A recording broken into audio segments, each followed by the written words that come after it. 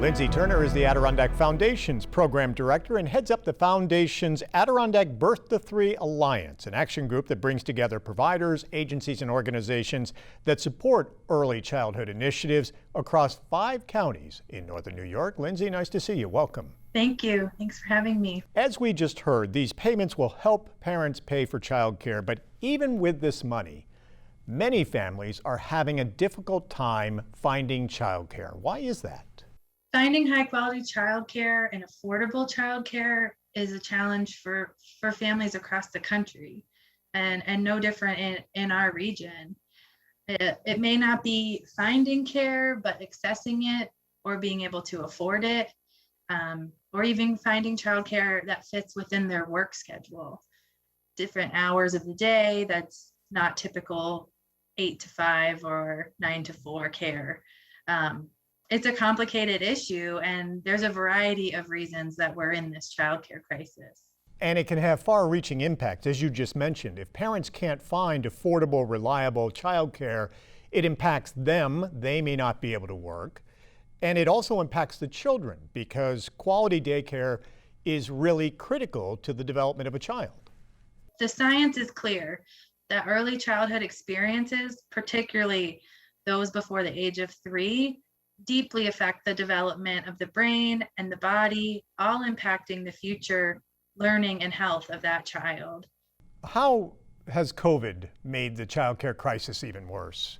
COVID has brought the issue of childcare into the public spotlight and really highlighted the impact of childcare on the workforce and the economy. But this is not a new issue. We just have a new audience. We have people really listening. And again, with funding, it's a pivotal time. People who never before were invested in childcare are at the table.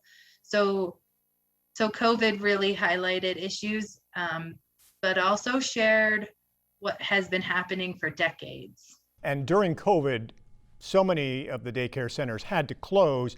Have most, if not all, reopened, or did some not survive and are not reopening? And does that only make the shortage worse? Many have reopened, many stayed open, and some have closed permanently. For others, it also spurred an early retirement from this profession. So we have a workforce issue. We don't have a new pool of people coming into this career. And definitely the impact of COVID, if you were on the fringe of retiring, it really forced that for people, and others just couldn't sustain the impact on their business. Many of these businesses are run out of their home. And you talked about the new focus, especially after COVID. The stimulus bill, the American Rescue Plan, has the $50 billion that's now coming directly to the families, 35 million Americans through the end of the year. $250 to $300 per child, depending on their age, per month, which is a big help to the parents. But is there also other money coming from that stimulus bill that's going to help with grants and subsidies? Is there more money that's coming to address the issue of childcare? Absolutely. I mean, that's a lot of what the Birth to Three Alliance is working as a region to advocate for this funding.